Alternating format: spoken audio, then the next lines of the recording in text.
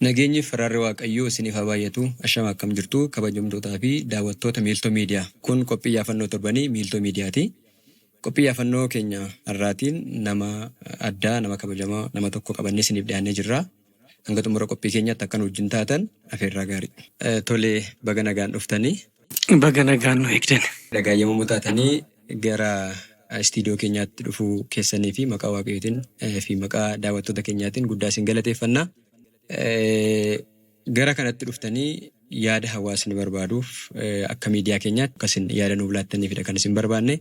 Egaa mee dursaatii daawwattoota keenya waliin wal bara. Tolee, maqaa Abbaa kan Ilmaa kan Hafuura Qulqulluu Waaqa tokkoon amiin. Hunda duraa eeyyama isaa ta'ee akka wajjin mari'annuuf guyyaa kana kan walitti nu qabe Waaqayyo. Maqaan isaa kan ulfaate fi ol kan jedhee nuuf haa ta'u. Egaa maqaan koo Daaqon Naahimii Fayyisaan jedhama.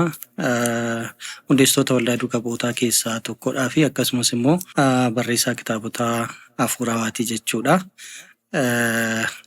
Tajaajilli koo kana fakkaata. Mee akkuma amma kaastanii turtanii isin nama tajaajila mana kiristaanaa keessatti gahee guddaa baachaa turedha.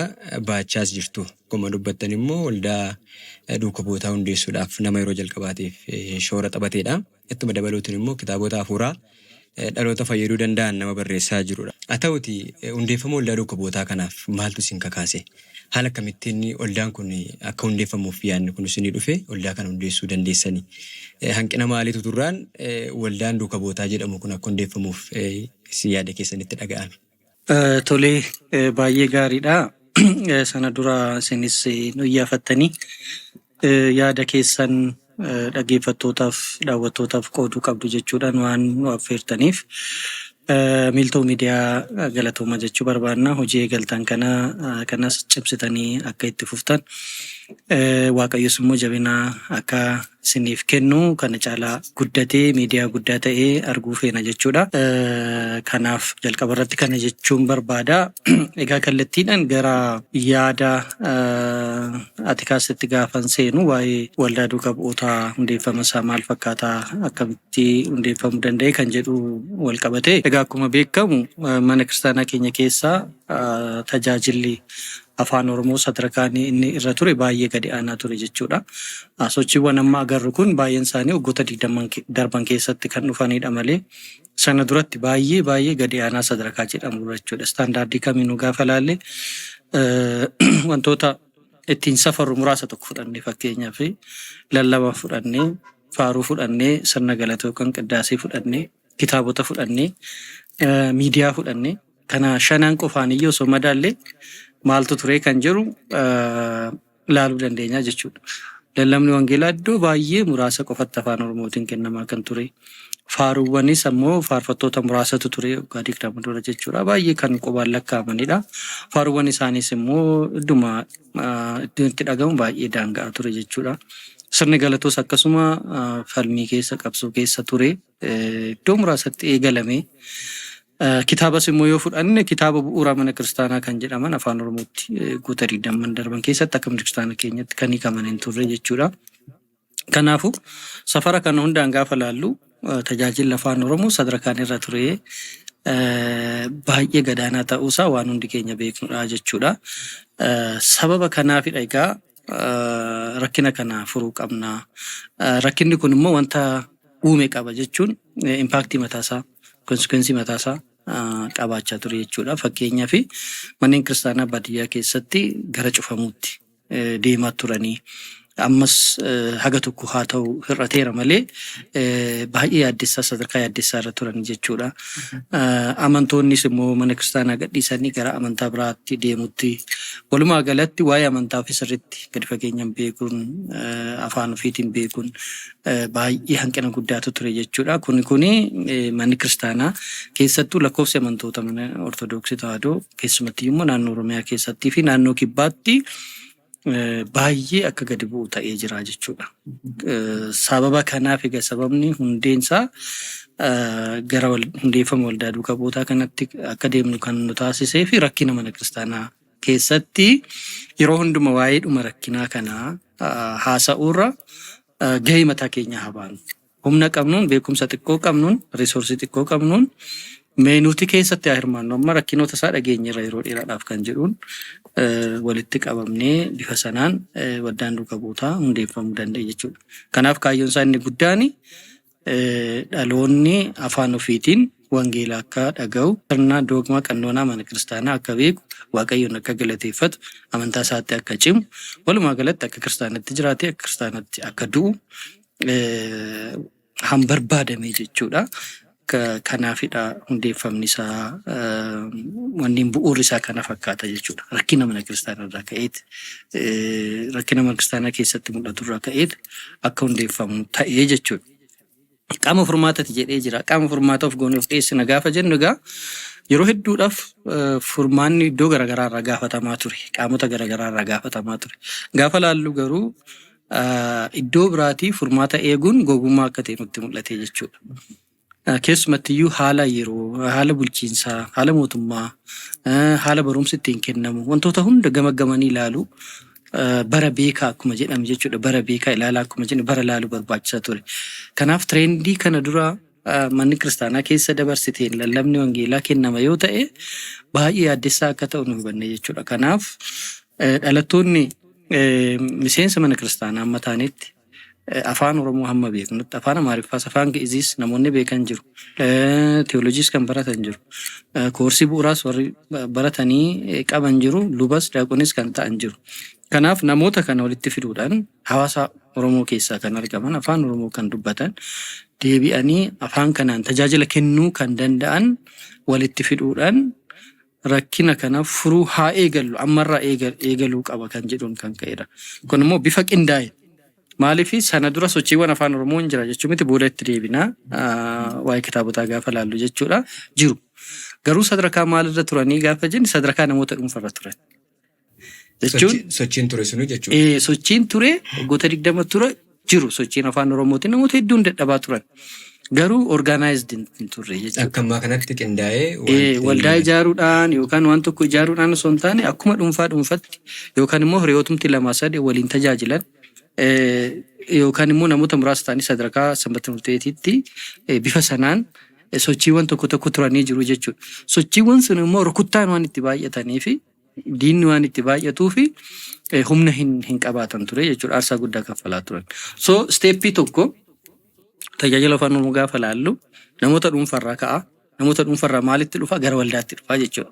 So steeppiin lammaffaan tajaajila afaan Oromoo irra gahee yeroo waldaan duuka buutaa eegalametti ijaarsa waldaa isa jedhu jechuudha.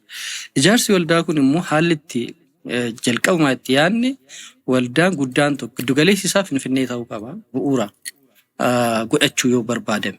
Maalidhaa Finfinnee kan ta'uu qabuu fi carraan tajaajiltoota hamma lixaatti, hamma bahaatti, hamma kibbaatti walitti fiduu inni jiraata kan jedhuun jechuudha. Kanaaf kaabaa kibbaa bahaa dhiyaa tajaajilaa walitti dhufuu hin danda'a. Hayyuun lixa Oromiyaarraa gara giddu galeessatti gara bahaatti, baha Oromiyaarraa gara giddu galeessatti yaada wal jijjiiruu, beekumsa hubannoo wal jijjiiruun barbaachisa kan jedhuun giddu galeessaa Finfinnee haa ta'u, neetwoorkii ta'uu qaba. Hidhata walitti qabaachuu qaba, koordineetii ta'uu qaba, yaada tokko laphee tokko qabaachuu qaba. Namoota hedduu as keessatti hammachuu qabna. Hayyoota hedduu as keessatti hammachuu qabna. Maaliif rakkinni tajaajila afaan baay'ee guddaadha. Manni kiristaanaa sadarkaa Oromiyaatitti rakkinoonni jiran baay'ee guddaa waan ta'eef tajaajiltoota hammasan hubannoo hammasan uumuun waan barbaachisuu fi daangaa osoo ittiin godhin kaabaa kibbaa bahaa dhiyaa obboloonni wal keessa dhufanii akka laphee tokkotti hojii duuka bu'uutatti gaafa dhufnu hojii duuka bu'uutaa boqonnaa ofirratti gaafa laallu duuka bu'uunni jalqaba irratti warri walitti qabaman 120 kun laphee tokko yaada tokko qabaatu ture. Kun egaa hafuura qulqulluudhaan hoogganamtee hafuura qulqulluun yoo sirra jiraate kan hojii akkasiis hojjisiisa jechuudha. Kanaaf sugnii fi eebbi abboota keenya nurra haa bulu karaa isaanii qabachuu qabna hojii duuka bu'ummaa immoo qabachuu qabna kan jedhutti bifa kanaan waldaan kun akka hundaa'u ta'ee jechuudha. Kanaaf pirinsipiliiwwan ittiin hundaa'een sitti maa jira amma pirinsipiliiwwan tokkummaa qabaachuu qabna daangaa qabaachuu qabu. Giddugaleessummaadhaan hoogganamuu qaba. Maaliif tajaajilli iddoo tokkotti baay'ee ol ka'ee iddoo tokkotti surmayyuu bakki ittiin dhaga'amne jira. Iddoon hin jirre hin jira. Istiil ammumayyuu bakki wal hin geenye jira. Kana maal gochuun hin barbaachisu. madaalchisuun hin Wal barbaachisaa jechuudha. madaalchisanii dhiyeessuutu gaarii. Lammaffaa immoo dhaabbata guddaa ta'uu qaba. Sagalee guddaa qabaachuu qaba. Maaliif? Diinni tajaajila afaan Oromoo hedduu waan ta'eef nama tokko lamaan namoota muraasaan yookaan immoo iddoo muraasa keessatti sochii waan gooteef waan furamu miti. Awareness high level ta'e high levelitti organize gochuu barbaada ture jechuudha. Kanaafuu baay'achuun iddoo hunda ga'uun kaayyoo waldaa kana keessatti hammatamee ture jechuudha. Rakkina jiru furuudhaaf kara sanaan yoo deemne qofa kan jedhuun waan ka'eef. Inni biraa qajeeltuuwwan bu'uuraa ta'antu jira. Qajeeltuuwwan bu'uuraa kun inni jalqaba waldaan kun ittiin hundeeffame namni afaan dhalootaatiin sagalee waaqayyoo haa dhaga'udha. Hojii duukaa bu'ootaa irratti hafuura qulqulluun maaliidhaaf duukaa bu'ootaaf bu'e gaafa jennee ilaallu waan biraaf miti. Afaan amma kanaa beeku jarri kun akka jedhamaniif miti. Yookaan immoo waan namni dhageenye tokko dubbatanii akka ittiin dinqisiifatamanii akka raajeffatamaniif miti. Waan bu'aa qabus miti dubbii fayyinaati. Oolmaa fayyisuu gooftaa keenya fayyisaa keenya Iyyasuus Kiristoos addunyaa hundumatti saba sablammii handaara lafaa jiru hundumatti afaan dhaga'uun akka itti himaniif waan biraatiif miti jechuudha. Kuni baay'ee ergama bu'uuraati jechuudha. Kanaafi afaan dhalootaatiin hundumti dhaga'uu qaba kan jedhu kaayyoo waldaa kanaati jechuudha. So gaafa kana jennu nuti hawaasa afaan Oromoo dubbatu keessaa argamne jalqaba irratti kana haa goonu garuu kanumaan daangeffamne jechuus miti. Yoo dandeenye afaanota bira hamma kana kan organized hin taane kan hanqina barsiisotaa qaban osoo dhaqqabnee fi baay'ee gaariidha. Garuu mee jalqaba fumarraa haa kaanu kan keenyayyuu bal'aa waan ta'eef isuma dandeenyu haa goonu kan jedhu irraa dhufe malee afaanuma tokkonis restrict of gochuu akka hin taane hubachuun hin barbaachisa jechuudha. Sababa kanaan egaa waldaan jalqaba gaafa ka'u Nehemiyaa jedhamee ka'e ture. Waldaa Nehemiyaa namoota muraa. Akkana jedhamee jalqabe. Nehemiyaan hojii gurguddaa hojjetee jira. Hojiin Nehemiyaan hojjetu gaafa laaltu kaayyoo waldaan kun ka'eef ammas maqichatu booda gara kanatti gara waldaa duukaa buutatti dhufe malee kaayyoon isaa tokkuma. Nehemiyaan Yerusaalem ishee jigdee turte. Deebisee ijaarsee ture. Afaan isaanii, amantaan isaanii, aadaan isaanii badee ture. Manni qulqullummaa dallaan isaa diigamee ture. Seerri dagatamee ture. Warra Ormootaan liqinfamanii turan malee badanii turanii kana baraaruu kan dandeenyudha Nehemiyaadha jechuudha. Hiyyama Waaqayyootiin. Deebi'ee seerri mana qulqullummaa akka dhagahamu uummanni afaan isaatiin seera Museen tume akka dhagahu, seera mana qulqullummaaf ta'e akka dhagahu, waa'ee amantaa isaa akka beeku, mana qulqullummaa isaa akka jabeeffatu kan taasise eenyudha? Nehemiyaadha jechuudha. Boodarra kun baay'ee gaariidha. Garuu immoo gaaffiiwwan garaagaraa ammas hin ka'u. Gaaffiiwwan kaan keessaa afaan Oromootiin waldaa moggaafachuu hin danda'amu kan jedhu gaaffii ture namoota gidduutti jechuudha. Yeroo hedduu afaanuma Israa'el ta'uu qaba yookaan afaan kitaaba qulqulluu ta'uu qaba. Jechoonni hafuuraa afaan Oromootiif ta'anii kan jedhu kunis dibeetii ture gama biraati. So hin danda'amu maaliif hin danda'amne numaayyuu kaayyoo waldaa kana sirriitti kan ibsuu danda'u waldaa duukaa bu'ootaa hojii duukaa bu'ummaa kan hojjetuun bakka haa bu'u jedhamee kuni naannuma jalqabbii irratti baay'ee osoo hin deemin hayyoonni hedduun abboonni hedduun gaafa dabalamaa dhufan kana ta'e jechuudha. Egaa hojii hojjetturraa ka'ee maqaan ni jijjiirama. Yeroo hedduu kitaaba qulqulluu irrattis gooftaan keenya iyyuu duukaa bu'ootaaf isaan waameef maqaa kennaafii ture jechuudha. Kuni kaayyoo ati hojjettu sochii ati gootu wajjin wal qabata waan ta'eef isuma sirriidha jenneeti bifa kanaan egaa kaayyoo fi ka'umsiisa kana fakkaata jechuudha. Barruun hundeeffama isaa bara 2004 onkololeessa 14 magaalaa Finfinnee keessatti dallaa Bataskaanaa Giyoorgisii Birbirsa Gooroo qulqulluu Giyoorgisii Birbirsa Gooroo yookaan immoo Araadaa Gannata Tsiggee Qidduus Giyoorgis kan jennu achi keessatti akka carraa ta'ee namoonni hundeessanii muraasni naannoo sana hojjenna waan ta'eef achitti walgeenya kadhannaadhaa fi dhimma mana kiristaanaa irratti yeroo mari'annu iyyamoo Waaqayyoo ta'ee achumatti akka hundaa'u ta'e jechuudha. Haalumti itti walitti qabamaa turre immoo iyyamoo Waaqayyooti. Maaliif yeroo sanatti afoosha garaagaraatu dallaa sana keessatti walitti qabamatu baay'ee beekamaa ture.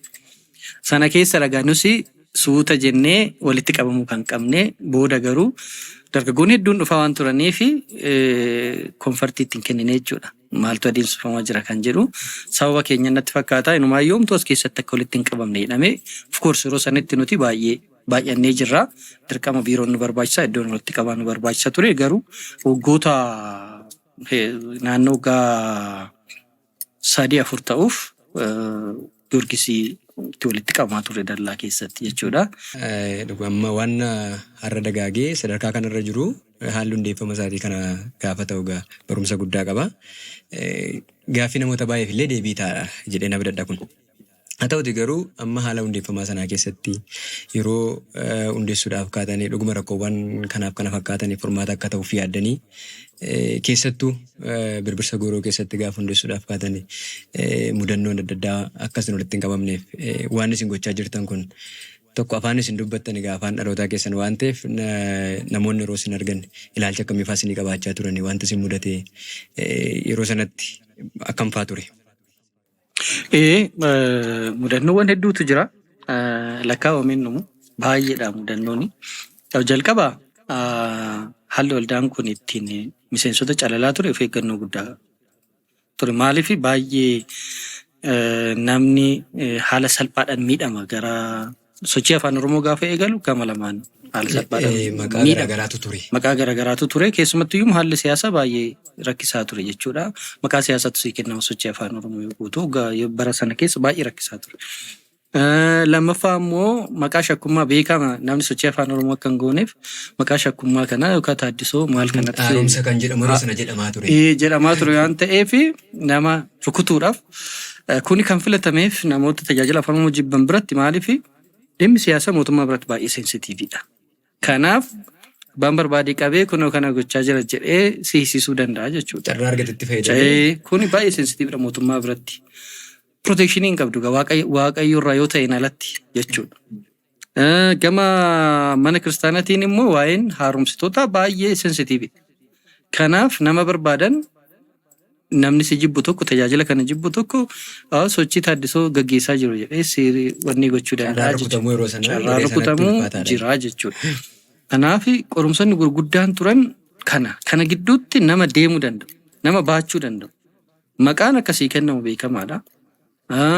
Hidhaanis duutis akkasitti dhufu beekamaadha. As keessatti nama akkasumaan walitti qabdee bittinnaa'urra namoota kaayyoo kan hubatan jalqaba irratti of eeggannoodhaan faawundeeshiniin isaa kan cime ta'uu qaba kan jedhu ture. So bara 2004 onkololeessa irraa eegalee hamma bara 2005tti onkololeessa gidduu waggaa tokkootti nuti miseensonni nuti qabnu miseensota 12 amma 16 caalledha. Baay'ee xiqqaadha jechuudha. Sirriitti calallee fuunu. Kiraateriyaa baay'ee itti baafnee nama sana kan inni jennu. Maaliif deemee namni kun akka hin miidhamneef sababa sochii kanaatiin akka hin miidhamneef wanti garaagaraa akka irra hin geenyeef nama murteeffateetu garanatti dhufuu qaba kan jedhuunidha jechuudha. So adeemsa keessadha suuta namni baay'achaa kayyoo isaa hubachaa baay'achaa kan dhufe jechuudha. Haala kanaan guddachuu danda'e. Inni biraa sooshaal miidiyaan baay'ee nu gargaareera as keessatti. Keessattuu yeroo feesbuukiin waan gaariidhaaf itti fayyadamnee waaqayyoon galateeffannu inni yaadna. Namoonni Finfinnee keessatti egaa namoota afaan Oromoo dubbataniif tajaajila afaan Oromoo kennan argachuun baay'ee rakkisaadha. So sooshaal miidiyaatti fayyadamuu qabda. Ijoollee kallattii garaagaraarra jiran Wallaggarraa, Harargeerraa, Baaliirraa walitti qabachuun nu barbaachisa jechuudha. So sooshaal gaafuma waldaan duuka buutaa hundeeffamu sagalee dhugaa ortodoksii kan jedhu miidiyaan baname jechuudha. Gaafuma sana. Achirraa namni miseensa ta'u kaayyoo isaa hubatee baay'ee ilaalame booddee bilbilamee fi kominikeetii wal goonee miseensa ta'aa ture jechuudha. Haala kanaan waldichi walitti qabamuu baay'achuu eegalee egaa Finfinnee keessatti sochiin amma gara qorumsaa gaaffii kaasitti gaafa dhufnu tokkoffaa iddoo walitti qabamaa kun akkuma jenne yeroo namoonni walitti qabaman sana eeguu qabna. Addatti walitti qabamuu hin dandeenyu waan ta'eef jechuudha. Yeroo afooshaa sana inni guyyaa dilbataati. Guyyaa dilbataa sirna qiddaasee akkuma raawwateen sana booddeedha walitti qabamuu kan dandeessu. Warra afooshaatti gargaaramtu jechuudha. Afoosha sanatti gargaaramneetu keessa walitti qabamna. Sana booda wanti sun gaafa dhaabatu bakka itti walitti qabamuu dhabne jechuudha. Inni uumame. Warri afooshaa gaafa diigaman jechuudha. Warra afooshaa osoo hin taane gaafa amma sochiin waldaa keenyas baay'achaa wanneef nama hedduun achitti walitti qabamuu qabe. So qaama tokko qofa dhoowwurra hundumtuu asitti akka walitti hin qabamne kan jedhutu ajajni darbe jechuudha. Akkuma waliigalaatti. Akkuma waliigalaatti afooshiis maalis. So bakka walitti qabamnu dhabne jechuudha yeroo sanatti. Achi keessatti sochiiwwan garaagaraa goone bataskaana garaagaraa gaafachuudhaaf yaallee iddoon arganne xumura irratti iddoo Gibbii Gabri'eel kan jennuun egaa masara mootummaa duuba kan jiru bataskaana Gibbii Gabri'eelii sana amda hayimaanoot mana barumsaa Dilbataa amda hayimaanootiitu jira. Isaan amansiifnee ji'atti al tokko akka galma nuu kennan akka achitti walitti qabamnu walii galle. Akkamitti carraa kana yoo kamtu isin uumuu danda'an isaanii haalli ittiin uumuu danda'aniif kitaaba tokko eebbisiifne. Namoota isaan beekutu jira kitaaba sana eebbisiifne achitti. Kitaaba tokko waldaan barreesse jechuudha. Barsiisonni isaan hin beekan isaan hin barsiisan waan jiraniif nu heeyyamsiisanii kitaaba sana eebbisiifne achumaan waldaa akkasiiti hojii akkasii hojjechaa jira. Kunuu kitaabni keenyas kana kan jedhutti agarsiifnan hamma tokkotti waan gammadaniif sanumaan maaliif iddoo nuun kennine bakka itti walitti qabamu dhabne jennaan baay'een namoonni bilchaatu hin jiru maanajimentii mana barumsa Sanbataa sana keessa jechuudha. Tole rakkoon qabu ji'atti al tokkoon nuun jedhanii nu heeyyaman. Afoorumaaf kan dhimman jechuudha. Gaafa nu heeyyaman ji'a sadeechitti walitti qabamuu hin dandeenya immoo osuma dhagahamee jechuudha odeeffannoon kun. Osuma dhagahamee gaafa ji'a sadaffaa har'a walitti qabamnee ji'a har'a walitti qabnee ji'a sadaffaa irratti danannatiin dhufee eessaa dhuftanii maaliif asitti qabamtanii kan jedhu egaa odeeffannoon warri maqaa afaan addaa dubbatan asitti walitti qabamanii maal maalan jedhu odeeffannoon kennameefiira. Namni yeroo hundumaa sensitiiviidha afaan Oromoo kanarratti baay'ee rakkatta. Eenyutu walitti qabee maaliif walitti qabamtanii amma sagantaa kana dhaabdanii lammata akkas hin geenye jedhamne jechuudha. Hin hafe jechuudha achuma. Sana booddees iddoo garaagaraatti xalayaa barreessinee argachuu hin dandeenye baay'ee chaalenjii kan ture iddoo walitti qabamuuti. Garuu achi gidduutti maaltu carraa gaariin bara 2007 bara 2006 gara beekamtii gaafachuutti beeta kanatti deemne. Haalli waldaalee ittiin galmeessinuu fi ittiin haqnu hin jiru jedhame socho'uu hin dandeenye chaappaa baafachuu hin dandeenye biiroo kireeffachuu hin dandeenye 2007 garuu eebbifamuu Abuna Saawiroos bira dhaqne waldaa akkasiitii waggaa 3 taanee jirra rakkannee jirra asitti beeta kanatti gaafannee turre garuu wayyamuu hin dandeenye asirratti yoo xiqqaate akka kutaa lallaba keessanii magaalaa Finfinneetti baay'ee dhiyoo waan ta'eef amma Sabbataatti dhufa waan ta'eef beekamtii nu kennaa inni gaafannee isaan beekamtii nu kennanii jechuudha. Beekamtiin eebbifamuun Abuna Saawiroos nu kennan sun nuuf carraa guddaa ture jechuudha. Jajjabina guddaas ture. Beekamtii sana qabannee biiroo kireeffachuu dandeenye nama qacaruu dandeenye jechuudha. Kanaaf idduma amma waldaan duukaa buutaa jiru kiiloo 4tti gamoodhuma sanarratti biiroo xiqqoo tokko kireeffannee nama 2 koordineet godhu qaxarre haala sanaan babal'achaa achumatti dhaabachaallee yeroo tokko biiroon suni 3-4 iyyuu waan taatu miti. Achi keessa dhaabachaa meeshaan achi jira achitti wal gahaa turre jechuudha.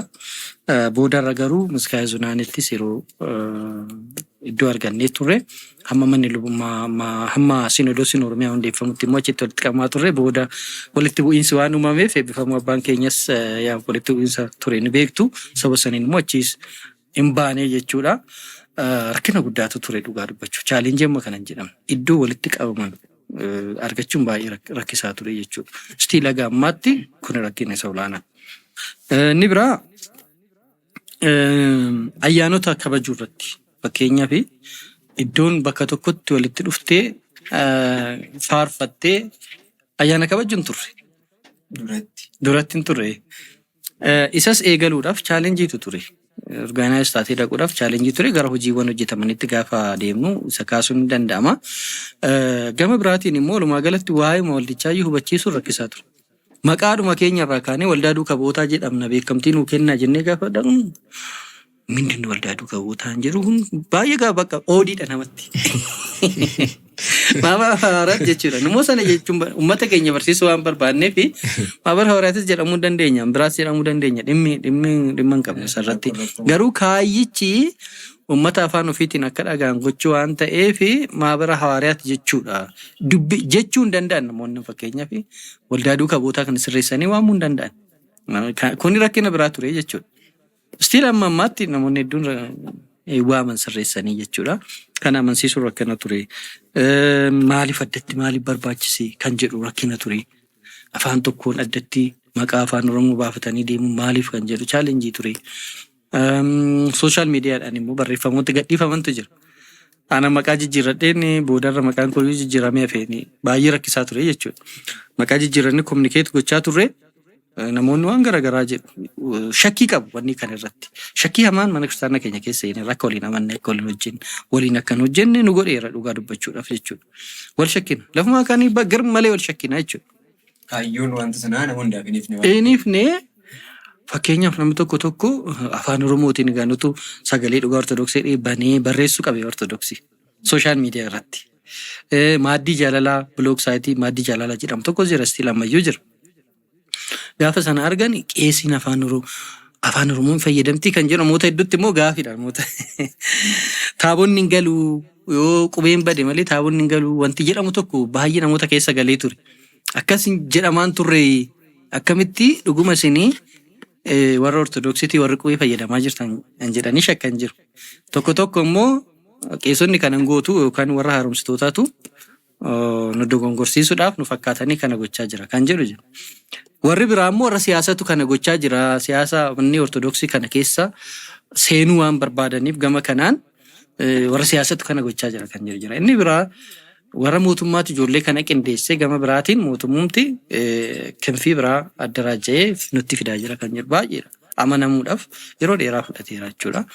So as keessatti rakkinoota hedduu ture. Kuni hanas keessa jiru. Gaafa asii baatu immoo sagantaa gaggeessuun sagantaadhuma heeyyamame iddoo garaagaraatti gaggeessuun baay'ee rakkisaa ture. Baaneriin ciramaa ture. Karri sagantaa iddoo tokko qabsiifnee galmee heeyyamsiifnee fakkeenyaaf waldaa saaquudhaaf hundeeffama waldaa kabajuudhaaf yaa'ii qopheessuudhaaf baay'ee rakkisaa ture. Galmi nurratti cufamaa ture. Qawwee nama dhugahuutti. Dallaan bataskaanaa amma cufamuutti. Bakka hedduutti jechuudha. Imaalumallee yeroo deemnutti iddoo garaagaraatti rakkinoonni akkasii baay'ee ture. Boloonni keenyas miidhaan qaamaa kan irra ga'ee jira. Wanti garaagaraa kan irra ga'ee jira. Finfinneettis immoo nus biiroon keenya iyyuu amma cabee haardi diiskiin fudhatamee maal ta'utti waan baay'eetu ture jechuudha. Namoonni immoo iddoo garaagaraatti mana hidhaattis kan galan jiru jechuudha. Egaa qorumsa hedduutu ture jechuudha. Abboonni amma aarsaa lubbuu kan kaffalan luba Phexros illee miseensa koree giddu galeessa waldaa keenyaa kan ta'an sama tajaajila kanaaf ajjeefaman waan biraatiif miti jechuudha. Amma kanaatti aarsaawwan itti kaffalamanii jiru. Egaa nuti baay'ee qorumsa turanirra inumaayyuu Waaqayyo harka nurra qabateera jennee iyyaan. Dhugaa dubbachuuf haala jibbiinsa ilaalcha hamaa tajaajila afaan Oromoo jiru wal qabatee qorumsa nurra ga'e gaafa laallu Waaqayyo harka nurra qabatee keessattuu bara hamaa namni hedduun hidhamaa ajjeefamaa ture sana keessa namoota hedduun nu dabarsee jiraachuun keenya na ajaa'iba natti fakkaata. Qorumsoonni turanii jiru garuu eeyyama Waaqayyo ta'ee as gahuu dandeenyeerra jechuudha. Dhugaa dubbachuu fi guddaa galatooma. Ilaalcha namootaa keessa rakkoowwan garaagaraa waan turanii fi waldaa kanarratti dhuguma dhiibbaan garaagaraa gaggeeffamaa tureera. Waan baay'ee waan yaadadhuun qaba sadarkaa makootti jechuudha. Amma gaafa namoonni gara miseensa waldaa dhukkubootaa ta'utti dhufanii maqaa garaagaraatu kennamaaf isaan kun haaromsa akkuma sila kaasaa turtan jechuudha. Garuu kan hundumaa rakkoowwaniif mudannoowwan garaagaraa irratti gaggeeffamaa ture hundumaa danda'e waldaan kun irra ga'eera. Kun humna Waaqayyootiin malee dhuguma dandeetti namaati miti. Gaagalanni isaaf haa ta'u jecha rakkoo kan hundumaa baatee arragaa kunoo dameewwan garaagaraa horatee kutaalee Oromiyaa garaagaraa keessatti darbee hanga biyya alaatti illee deemee hojii garaagaraa hojjechaa jira. Kun hundumtuu gaa hojii hafuura qulqulluu waan keessa jiruuf akkuma sila kaastanii hojii duukaa bu'ummaa jechuun rakkoowwan garaagaraa baachama. Kan inni wangeelaa hanga addunyaatti akka ga'u taasifame waan ta'eef jechuudha. Kana ta'etu jiru mee har'agaa haalawwan garaagaraa damee isaas babal'ifachaa hundumaa dandamatee yoo naga'ee jira. Ulaagaa yaadameef sababa hundeeffameef waldaan kun bukkee ga'ee waan yaade sana argatee jira amma sadarkaa ammaa kanatti jechuudha. Argatee jira taanaan gaariidha argachuu isaa kanaaf. Yoo sababa jalqaba hundeeffameef sana milkaa'in jira ta'e wantoonni akka inni milkoomne gufuutti ta'an rakkoo garaagaraatti himaa jiran kan akka kibee jettaniitu tilmaamtu. Baay'ee gaariidha. Kana laaluu keenyan duratti harka caalu ga'eera jennee yaadna wanta hafus immoo jira. Garuu mee maaltu hojjetame kan jedhu sanarraa kaanee madaaluu dandeenya gaaffii kana jechuudha. Maaltu hojjetame erga waldaan kun hundaa'e maaltu hojjetame tajaajila kamiitu kenname sana booda immoo kaayyoo ka'eef sana galmaan ga'eera hin geenye kan jedhu itti deebinaa jechuudha. Maaltu hanqataa? Maaltu immoo dhugumattiyyuu kan yaadne olitti hojjetame? Akka yaadnetti maaltu hojjetame? Kan yaadne gaditti maaltu hojjetame? Tajaajilli itti waan ta'eef gara fuuldurattis maaltu hojjetama kan jedhu ilaaluun ni danda'ama jechuudha. Hojiiwwan waldaan duukaa bu'ootaa hojjete bakka lamatti qoonu. Han mul'atuuf han hin mul'anne jenneet bakka lamatti addaan qoonu. Han hin mul'anne kun keessumatti iyyuu bu'aa guddaadha. Han hin mul'anne jechuun ijaan akkasitti harkaan qabdee safartee yookaan immoo wayitii irra keessee agarsiisuu dhiisuu dandeessa. Garuu immoo infuleensii ilaalcha yaada sammuu hawaasaa keessatti namootaa keessatti jijjiirama ilaalchaa sochii fiduu jechuudha. Gama kanaan gaafa laallu wantoota hin mul'anne jenneeti kana kan laalu jechuudha. Sochiin tajaajila afaan waldaa duukaa bu'ootaan erga sirriitti eegalame 2004 asitti tajaajilli afaan Oromootiin kennamu hundumti iddoo garaagaraatti sochiiwwan gurguddaan ta'anii jiru jechuudha. Kuni afaan kootiin tajaajilamuun qaba ilaalcha jedhu kana akka babal'atu godheera inni iyyaannaa jechuudha. Dhaloonni inumaayyuu waan gaafii ta'uu hin qabne afaan ofiitiin tajaajilamuun waan gaafii ta'uu hin qabne akka ta'e dura gaafii ture. Akka gaafii ta'uu hin qabnetti dhaloota keessatti akka fudhatamu ta'ee jira jechuudha. Ofitti amanee ilaalcha afaan ofiitiin tajaajilamuu kun sadarkaa olaanaa akka ga'u gaafiin kun sadarkaa olaanaa akka ga'u ta'ee jira jechuudha. Inni biraa fakkeenyummaa tajaajilaati. Waldaa duukaa bu'ootaa dura waldaan afaan Oromootiin moggaafatee sochii godhee ijoolleen tajaajila afaan Oromoo Oromiyaa keessaa walitti qabanii nus miseensa mana kiristaanaa jedhanii sochii taasisan hin turre. Waldaan duukaa bu'ootaa erga hundeeffame booddee keessattuu waggoota 5 waldaan duukaa bu'ootaa hundeeffamu waggaa 5 booddee waldaaleen garaagaraa hundeeffamuu danda'anii jiru tajaajila afaan Oromoo kan kennan. Kana fakkeenya kan godhatan. Loogoo itti fayyadama loogoo irraallee ka'ee mallattoolee mana kiristaanaa keessatti hawaasa keenya waliin deemuu danda'anii fi wangeelaaf karaa banuu danda'an itti fayyadamuu irraa ka'ee fakkeenya guddaa ta'ee jira jechuudha. Waldaalee hedduun sochii eegalanii jiru. Kuni han hin mul'anne jennee kan ilaalludha. Kan keenya inni waan safaruu hin dandeenyeef garuu immoo infuleensii sochii waldaa kanaati jenneeti hin amannaa jechuudha. Gama sooshaal miidiyaatiin wantoota garaagaraatiin tajaajiltoota dhuunfaa gara waltajjiitti akka dhufan iddoo garaagaraatiin namoonni akka wal gaafatan neetwoorkidha akka ta'an waan guddaa akka yaadan gochuu irratti hojii guddaan hojjetamee jira jechuudha. Inni biraa hirkattummaa hin barbaachisne jala bilisa baafneerra jedhee yaada. Maaliif namoonni dirqama yeroo tokko hayyuun afaan Oromoo keessa akka hayyuun amantaa afaan Oromoo keessa kan jiru ittiin fakkaatu namoota afaan Oromoo nama dubbatu shakkuun jira yookaan barumsa guutuu qaba jedhanii itti amanuu dhiisuun jira. Hanguma irraatti illee wanti kun jira. Boru iftaan kuhuu danda'u yoo nuti isin masakne malee yoo nuti isin qabannee akka nama qaroo dhabeeyyii inni qabdee fuuldura deemtutti bobaa keenya jalaa yoo baatan ilaalcha keenya jalaa yoo baatan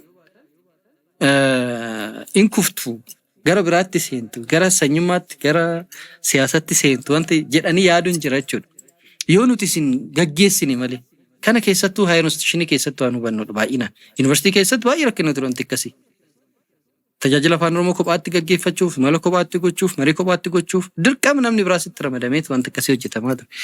Hirkattummaa dhumti kun maali? Hamma kana shakkamuun maali? Miseensa mana kiristaanaa amma ta'ametti seera doogmaa qannoona mana kiristaanaa amma eegametti afaan Oromootiin haa tajaajilu afaan biraa afaan kamuu haa ta'u afaan bu'uura amantaa miti. Bu'uura amantaa isatti barannee kana amana doogmaa qannoonaa isa jennuudha malee afaan miti. Kanaafi wantoonni kun akka hafanii fi warri kunis fakkeenyummaa kana fudhatanii akka of danda'an ta'uun danda'amee jira jechuudha. Garuu duratti nam tokko kophaatti afaan Oromootiin waan tokko gochuu irratti baay'ee rakkata ture. Kun egaa wantoota mul'anne hin ilaalu. Inni biraa inni guddaan kanaa walitti yaadnu immoo gaaffiiwwan tajaajila afaan Oromoo keessa jiran sadarkaa caasaa waldaa ijaarurraa utaalanii akka darbanii fi gaaffii sanaa olitti hawaasni barbaadu akka kaasan ta'ee jira jechuudha. Sochii mana lubummaa fudhan. Sochii mana lubummaa ka'umsi isaayis. Eessatti walitti qabamaa turan. Waltajjiimtuyyuu dura jira ture. Waltajjii abboonni tajaajila afaan Oromoo kennan itti wal argan waldaa duukaa bu'ootaa jira ture. Waltajjiin itti paanel diskashiniin iddoon itti godhamu jira ture. Akkamitti walitti eessatti wal arganii akkamitti walitti dhufanii akkamitti wanti kun diraaftiin isaa wixineen isaa qophaa'ee as keessatti gaheen waldaa duukaa bu'uutaa baay'ee olaanaadha jechuudha. So gaaffiin mana kiristaanaa keenya keessatti ka'u sadarkaa waldaa ijaaruutiin qofa furama jenneen amanna. Maal ta'uu qaba? Sanarra utaaluu qaba jechuudha. Kanaaf immoo abboota sana gochuu danda'an walitti fiduun hojii waldaa kanaa ture jechuudha. Kun waan hin mul'annedha. Garuu immoo dhumarratti kanaa ol kan ta'e sadarkaa waldaarraa ol kan ta'e awarenessii guddaa kan uumes gara sochii mana lubummaa Oromiyaatitti akka deemamu ta'ee jira jechuudha. Sanarratti qofa immoo hin dhaaban. Sochiin mana lubummaa Oromiyaas gaafa hafu immoo gaaffiin gara sanaa olitti deemee jechuudha. Achi keessattis aarsan gaheen miseensota waldaa keenya dadhabbiin dafqi dhiigni kafalame waan salphaa miti. Kana namuu diinaa gochuu hin danda'us hin qabus jechuudha. Waan ragaadhaan qabanneetoo qabnu waan ta'eef. Kuni of course outcome isa olaanaa jennee wantoota ilaalluudha jechuudha. Wantoota mul'atanitti wantoota safarree ilaallutti gaafa dhufnu tokko lama jennee wantoota lakkoofnu jechuudha. Inni isaan jalqaba kitaabota. Baay'ee waldaan duukaa itti milkaa'e jennee wanti ilaallu kitaabota hafuurawaati. Keessumatti iyyuu kitaabota bu'uuraa manni kiristaanaa keenya tajaajila ishee guutuu gochuu danda'an hiikudha. Keessumatti iyyuu bara 2011 bara 2016tti piroojeektiin kitaabota gurguddoo 5 jennee kan qabanne kitaaba Kakuu Haaraa, kitaaba Sinkisaaraa, kitaaba Hayimaanota Aboo, kitaaba Gitsaa fi kitaaba Kiristinaa Takliilii yookiin kitaaba Cuuphaa fi Takliilii. Kitaabonni kuni baay'ee bu'uura mana kiristaanaatiif. Tajaajila afaan Oromoo guutuu goona yoo jedhame fakkeenyaaf amma kitaabni Galatoo kan Qiddaasee 2008 ofishaalii eebbifameera. Garuu iddoo hedduutti hojiirra oolu. Kitaabota biraa barbaada. Sirna Galatoo guutuu gochuudhaaf kitaaba Galatoo qofaan miti kan gaggeessitu. Wangeela dubbifamuu qaba. Ergaawwan hin dubbifamu. Gitsaawwan hin barbaachisaa. Siksaar hin barbaachisa. Kana waan ta'eef kitaabota 5 baay'ee gurguddaa kan ta'an kana akka piroojeektiitti qabannee jechuudha. Milkeessuu qabnaa inni kan. Amma kun hin taanetti tajaajila afaan Oromoo keessatti dhugaa dubbachuu fi baay'ee ceesifneerra jechuun nu rakkisennee kitaaba kana hiikutti seennee baay'ee ulfaatudha. Kitaaba gurguddaadha. Faayinaansii barbaadu. Yeroo dheeraa barbaadu. Garuu kitaabonni kun maxxananii hawaasa bira gahuu, amantoota bira gahuu danda'anii jiru jechuudha. Kun baay'ee waan guddaadha. Heeyyama Waaqayyoo ta'eet hojjennee dheeyyaadha. Waldaaleen biraallee kana gochuu kan danda'an jiru garuu hin goone. Nuti garuu risoorsii fi humna namaa qabnuun galata Waaqayyoo yeroo hedduu qarshii dhabna malee rakkina namaa hin qabu. Hayyoonni yuunivarsiitii hedduu jiru. Barsiisonni yuunivarsiitii qofa gara nama 200 oliitii jira waldaa kana keessa. Kun ajaa'iba hojjechuu danda'u hiika irratti. Homaa amma kitaaba hin qabnu sababa kitaabatiif kana taane kan jiru kan bira seenaa kana bira dabarreerra. Amma seenaa biraa keessa jira. Malee namni kitaaba dhabee kana ta'e maal ta'e kan jiru badaadhuma amma wal gahuu fi wal gahuu dhiisuun kan biraa ta'e osoo jiru jechuudha. Keessumatti immoo baay'ee kan ciniinsuu nuti ta'ee ture. Sadarkaa kanaan ibsuu hin danda'a. Dhimma kitaaba qulqulluu Kakuu Haaraa kan baay'ee rakkisaa ture. Tokkoffaa kitaabichumtiyyuu hiikuun kitaaba qulqulluu hiikuun akka kitaabota kaanii miti baay'ee ulfaata. Standaardii mataasaa qabaa waan baay'ee qabaa jechuudha.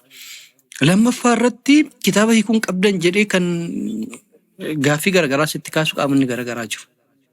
Qaamonni garagaraa jechuun kan si dhiphisu dhuguma kitaaba kana maxxansuu dandeenya hiikuu dandeenya kan jedhu jechuudha. Dhimma maandeetiitiin wal qabatee. Sagalee Waaqayyoo isa guddaa isa olaanaan kitaaba qulqulluu waan ta'eef mootiin kitaabota hundaa kitaaba qulqulluu kana waan ta'eef dogongoroota achi keessatti uumuu yoo dandeenye tarii nama garan taanetti akka of eeggannoo guddaa dhiphina guddaa ciniinsuu guddaa qaba jechuudha. Egaa jalqaba yeroo piroojeektiin kun eegalame naannoo waggaa 5 gidduutti ilaalamaa deebi'aa duubatti fuulduratti jecha dhumarratti dogongora soo qabaati kan keenya waan ta'eef hin sirreessina. Dhugumas immoo yeroo tokkotti kitaabni dogongora irraa bilisaan ta'u keessumattuu kitaabni akka kitaaba qulqulluu jechuudha. Lammaffaa irratti kitaabni soorsii godhanneeyyuu fakkeenyaaf bara 2000 maxxane kanadha manni kiristaanaa keenya kan koote kan jettee qabatte isuma irratti iyyuu gaafiin tokko hin ka'a. Innumti iyyuu bahee editingii barbaadaa jechuudha.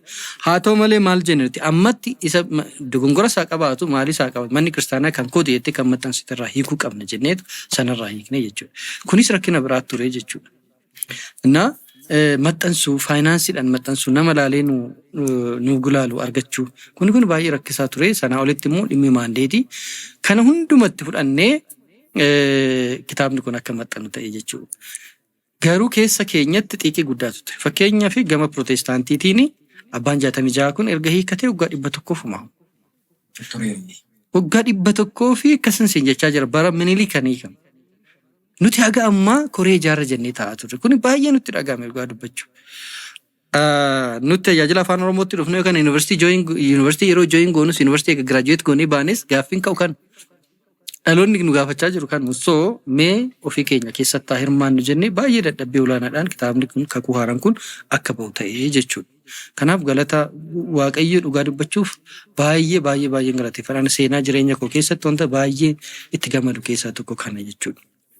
Egaa gama kitaabatiin hojii hojjetame sitti ma kitaabonni biraas jiru amma isaan tokko lama dheetuun lakkaa'u kitaabni amantaadhaaf maaliidhaaf nama gargaaran gorsaaf nama gargaaran akka kitaaba koorsii bu'uuraa kan jennuun maxxansa hedduu kan bahe nama hedduu kan irraa baratan ijoollee yuunivarsiitii karaa garaagaraatiin kitaabonni jajjabeessuu danda'an qophaa'anii jiru kitaabonni kadhannaa garagaraas hiikamanii jiru. Qabsoo qulqulluu Yohaannis kan hiikamee jira gama kitaabatiin akkasitti fudhannaa kun hojii waldaan hojjete keessaa tokkodha jechuudha. Garuu shanan kun baay'ee bu'uuradha kitaabonni shanan. Sanarraa kan hafe hojiiwwan hojjetamu paanaal diskashiniidha. Paanaal diskashinii sadarkaa Finfinnee waggaadhaan ayyaanota hundeeffama ayyaanatti wal qabsiifnee abboota garagaraa beeta kanatii keessa kan jiran kooleejii keessa kan jiran maal keessa kan jiran warra afaan Oromootiin tajaajilan kan walitti fiduu qabna purposely hojii guddaa hojjechuu danda'u abboonni kun wal argatan kan jedhuun paanaaliiwwan rakkinoota mana kiristaanaa Oromiyaa irra jirtu irratti abboonni iyyuu wal ga'anii akka dubbatan gochuu ture. Kunis hojii biraati. Inni biraa imala hafuuraati. Imala hafuuraa kana waldaan nu qaboota imala irraa ganzaba argatee hin beeku.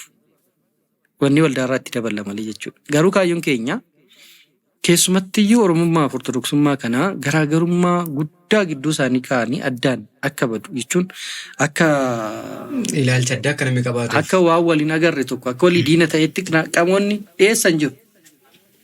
Gaheen Oromootaa Ortodoksii keessatti homaa akka hin jirre wayiitti kan waan akkasii kan kaasan jiru garuu miti. Kanaaf maal goonanitti Oromiyaa keessatti hambaalee seenaa mana kiristaanaa seenaa qabeessa ta'an kan qulqulloonni hojii garagaraa hambaa dhaabbataa jechuudha. Kun evidensii dhaabbataadha. Ragaa dhaabbataadha. Homaa gochuu hin dandeenye. Kanaaf dargaggoota yeroodhaan fuunee imala marsaa 24 qopheessinee jirra. Marsaa 23-24 yoon dogongoruu baadhee inni xumuraa jechuudhaan bara kana. Hamma kanatti deemnee jirra. Innaa Oromiyaa keessatti gadaamiiwwan seena qabeessa ta'an jaarraa afuraffaarraa eegalee hamma jaarraa 20ffaa keessatti kan hundeeffaman hedduu isaanii ilaallee jirra jechuudha. Amma Harargee deemnee jirra, amma Tulluu Asaboot, Salaalee keessatti gadaamiiwwan garagaraa ilaallee jirra, Shawaa Lixaa keessatti, Arsii keessatti, iddoo garagaraa keessatti ilaallee imala goone amantoonni keessumattuu dargaggoonni amantaa isaanii kana kan isaanii akka ta'e qabeenya isaanii akka ta'e akka beekan gochuun danda'amee jira jechuudha. Kunillee hojii gurguddaadha. Iddoowwan tokko iddoowwan hin beekamne tokko illee sirriitti akka beekaman gochuu keessatti fakkeenyaaf akka haalota akka Sillaasee Caboo jaarraa 6ffaa keessa hundeeffame jedhamee kan himamu garuu rakkina garagaraa keessa kan jiru imala itti goonee eebbifama abbaa keenyallee eebbifama Abuna Saayiroos waliin dhaqnee iddoon sun maqaa kabajaallee argate Makaana Sibaat jedhamee namni iddoo seenaa sana akka baru gochuu keessatti hojiiwwan akkasii hojjetamaa ture imalaa jechuudha. Koorsiiwwan afuuraa ijoollee dhaabbata barnoota olaanoo keessa jiranii fi dhaabbata barnoota hedduun waldaa keenya jalatti kan baratan jiru isaaniif koorsiin kennamaa jira. Wiirtuuwwanii fi dameewwan irratti koorsiiwwan kennamaa jiran jiru. Ganna immoo fiduudhaan leenjiin ganna barsiisota bakka bu'oota leenjiin bakka bu'oota leenjisna jiru isaa godina Oromiyaa hundumarraa finna gaafa finnu jechuudha. Godina Oromiyaa hundumarraa finnee ji'a tokko leenjiin kennamu innis jijjiirama guddaa fidee jira jennee xamannaa. Kunis hojii qabatamaadhaan ilaalamuu danda'uudha jechuudha. Gama barumsatiin, koorsitiin, leenjitiin wal qabatee wantoota jiran jechuudha. Inni biraa gama faaruutiinis akkasuma of course amma faarfattoota hedduutu jira rakkina baay'ee miti. Hamma tokko waldaan keenya faaruuwwan gamtaa qopheessee jira. Ayyaanota irratti faarfattoonni kutaa faaruu ayyaanota irratti faaruu ni dhiyeessu. Faaruu qo'atanii afaan Oromootiin sirriitti ni dhiyeessu jechuudha. Kunis tajaajila guddaa tokko hojii tola ooltummaa manneen kiristaanaa baadiyyaa cufamuu ga'aniif zabiibii hin qabneef kabaroo wantoota tokko meeshaalee garaagaraa hin qabneef isa sana immoo miseensota keenya walitti fiduudhaan deeggarsa akka argatan gama kutaa tola ooltummaatiin taasifamaa jira jechuudha. Harka qalleeyyii nyaachisuu maal kunis ayyaanota eeggatee hojiiwwan hojjetamanidha. Inni biraa baay'ee Finfinnee keessatti hojiin hojjenne eegalleerra jennee ammas bu'uura ashaaraa waldaa duukaa bu'ootaa ta'e tokko maalidha?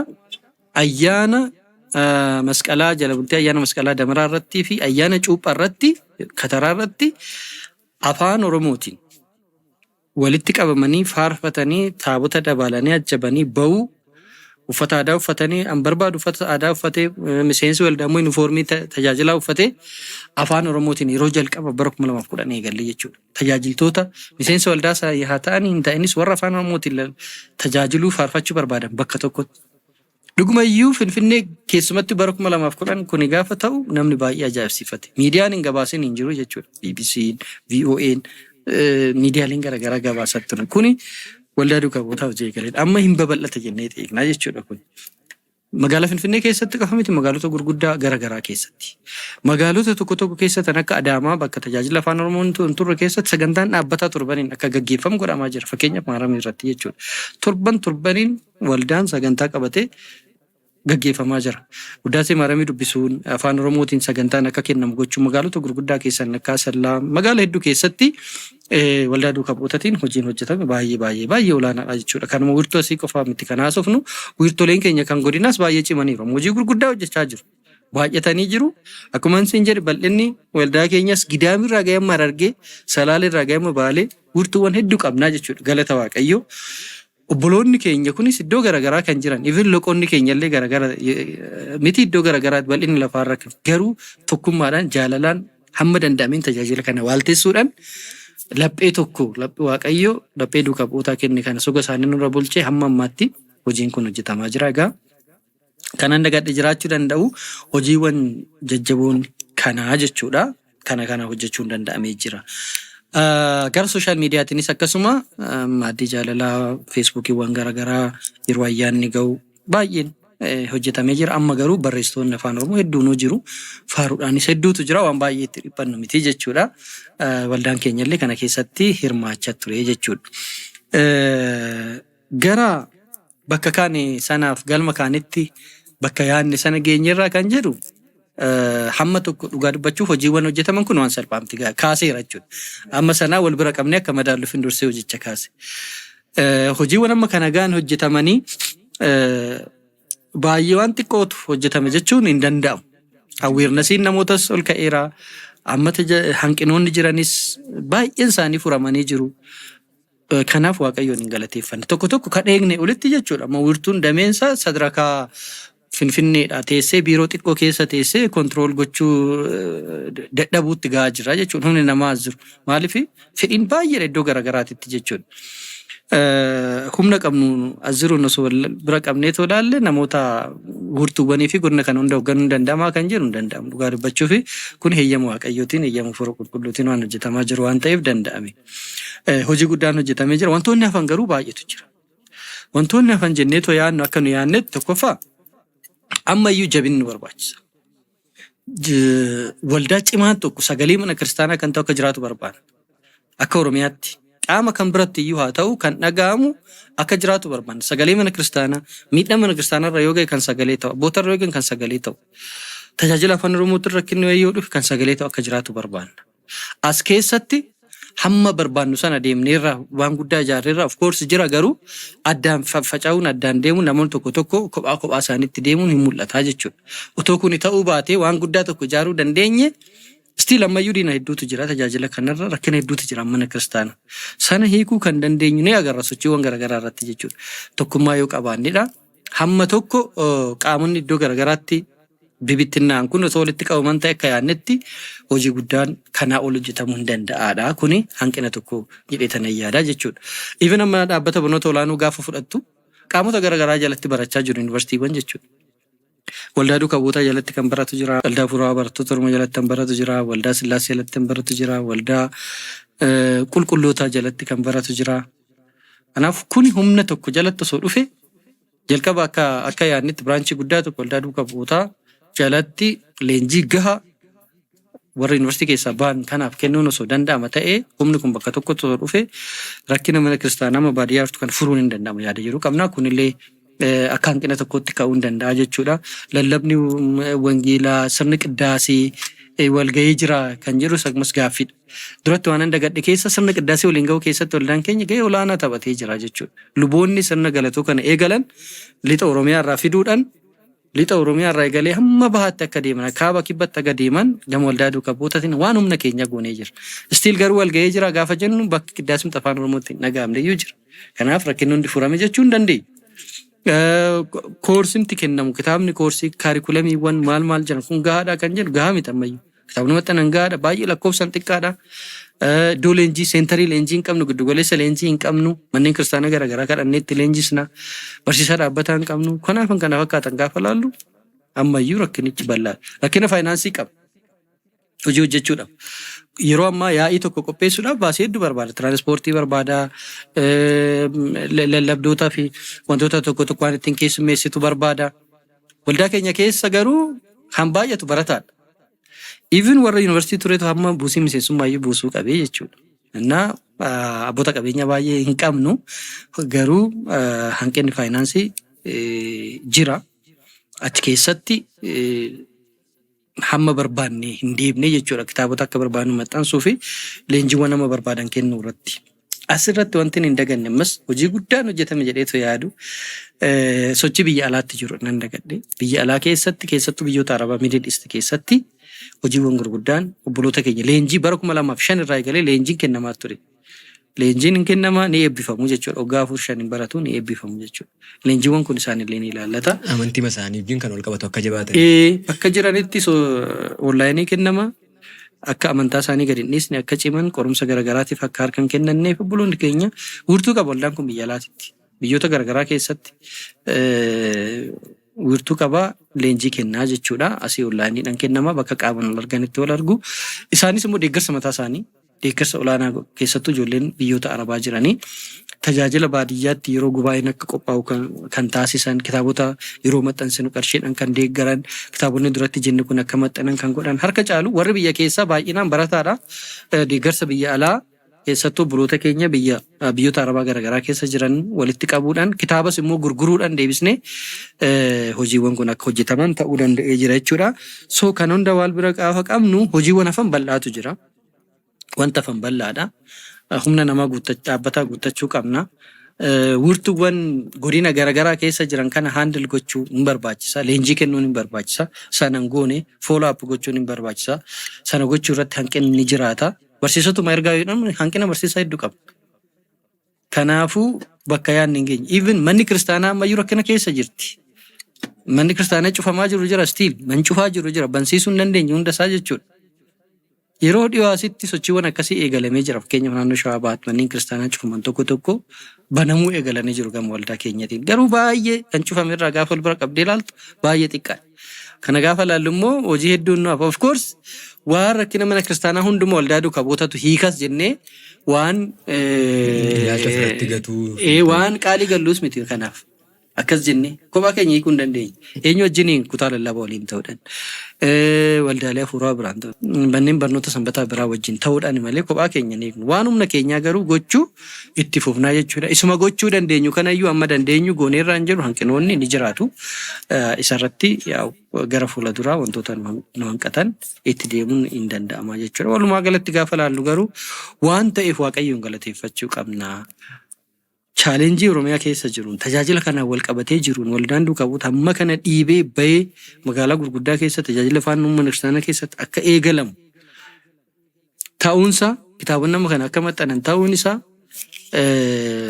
baay'ee tokko Waaqayyoon hin galateeffannaa yaada jedhu. Guddaa ulfaadhaa galatooma yaada isin kaasaa jirtanii jalqabumaa qabiyyoon gammaatti kan isin jechaa jirtan dhuguma waan nuti hawaasaatti mul'achaa jirudha. Waan mul'ataa jiru immoo gaafa irra deebi'anii jabeessan namoota amanuutti boodatti jedhaniif illee gargaarsi ta'ee nama amansiisa jechuudha. Egaa haa ta'utti dhuguma waldaan duukaa cimina isaas hanqina isaas natti bade natti irratti hin jedhin akkuma abbootii irraa barateen qabsoo gurguddaa godheetu sadarkaa kana ga'eetu jira. Akkuma isin jettan immoo hojiiwwan gurguddaan hojjetamaniiru. Keessattuu dargaggoota kan kooti jedhee bataskaanaaf akka dhaabatee falmuuf gaheen waldaa duukaa taphate eenyu duraa dhokachuu hin qabu jechuudha. Dhugaadhaan hundumtuu namni kamiyyuu waldaan duukaa gaafa maqaan dhaamu dargaggeessa kamtu maqaa dhaame jechuudha. Maqaan garaagaraa yoo ta'eyyuu waldaa duukaa jechuun dargaggeessa jechuudha. Mana kiristaanaatiif dagalee akka ta'uu fi sochii waldaa duukaa jechuudha.